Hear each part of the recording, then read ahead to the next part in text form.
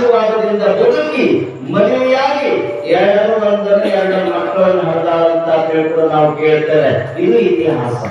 ಹಿಂದೆ ನಾವು ಶರಣಪ್ಪವ್ರು ಹಾಗೆ ಮಾಡಿದ್ರು, ಅವರು ಹಾಗೆ ಮಾಡಿದ್ರು ಅಂತ ಕೇಳೋದ್ಕಿಂತ ನಿಜದ ಘಟನೆಯನ್ನು ನಾವೆಲ್ಲ ಕಣ್ಣಾರೆ ಕಾಣ್ತದೆ. ಅಂದ್ರೆ ಈಗಲೂ ಬೇಕಾದ ಮ್ಯಾಗೆ ಕೂಡ ನಾವು ಹುಡುಗಿಯನ್ನ ತಾವೆಲ್ಲ ಕಂಡು ಬರಬಹುದು, ಮಾತಾಡಿಸಿ ಬರಬಹುದು ಅನ್ನುವಂತ ನಾವು ಆ ಕಡೆ ಕೇಳಿ ಗುರುಗಳೊಳಗೊಂದು ಪ್ರಸಂಗ ನಡೀತದೆ. ಹೀಗೆ ಸಾಯುವಂತ ವ್ಯಕ್ತಿಗೆ ಪರಮ ಪೂಜ್ಯರ ಅಮೃತ ಹಸ್ತದಿಂದ ಭಸ್ಮ ಧಾರಣ ಮಾಡಿ ಏನ್ ಸಾಯುವುದಿಲ್ಲ ಅಂತ ಏನು ಬಾಯಿಂದ ಅಮೃತ ಬಾಯಿಂದ ನುಡಿದು ಬಂದ್ರು ಅದರಂತೆ ಆ ವ್ಯಕ್ತಿಯು ಬದುಕಿದ ಅನ್ನುವಂಥದ್ದನ್ನ ನಾವು ಕೇಳ್ತೇವೆ.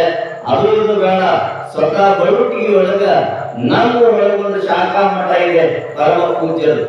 ಆ ಪರಮ ಪೂಜ್ಯರ ಶಾಖಾ ಮಠದಲ್ಲಿ ಅವರು ಪೂಜಾಕಿದ್ರು.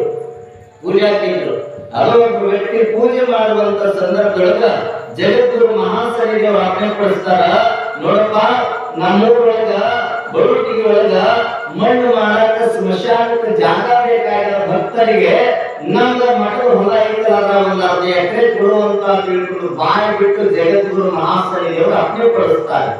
ಅವಾಗ ಆ ವ್ಯಕ್ತಿ ಅಂತಾರಂತ, ನಮ್ಮ ಮಠ ಅಲ್ಲದು, ನಮ್ಮ ಹೊಲ ಅಲ್ಲ, ಇನ್ನ ಹೊಲ ತಗೋರಿ ಅನ್ನಿಲ್ಲ.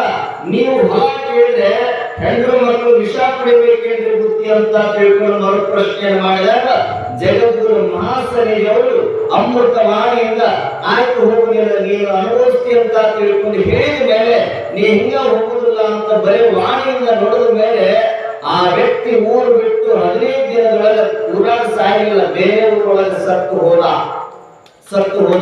ಹೇಳುವ ತಾತ್ಪರ್ಯ ಅಂದ್ರೆ ಲಿಂಗ ನುಡಿಗಳನ್ನಾಡುವಂತ ಮಹಾತ್ಮರ ಬಾಯೊಳಗ ಮಹಾತ್ಮರ ಮನಸ್ಸನ್ನು ನೋಯಿಸುವಂತ ಕೆಲಸ ನಾವು ಮಾಡಿದ್ರೆ ನಾವೆಲ್ಲರೂ ಉದ್ಧಾರ